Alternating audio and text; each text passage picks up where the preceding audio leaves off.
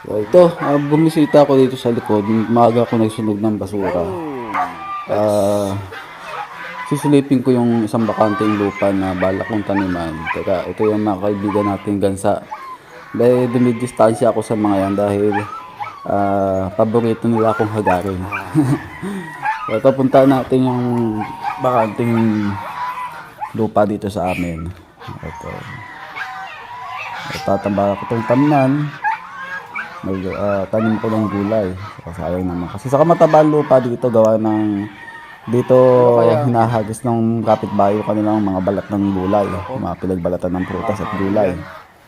So, kailangan ko lang itong harangan, kagaya ng ginawa ko dito sa kabila, para hindi ito dumugi ng mga kahayupan dito, ng mga hayop, mga alaga.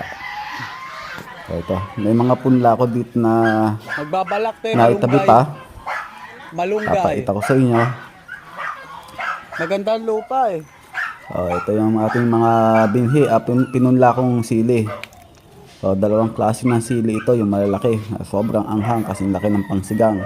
At yung isa naman ay isang klase rin ng sili na pwede natin gamitin sa paggawa ng sili powder, sili oil, sili sauce. Gulay-gulay. Ito yung lupa na aking kukultivate. Mataba at Gulay-gulay. malambot ang lupa dito. Talong, okra. Yan.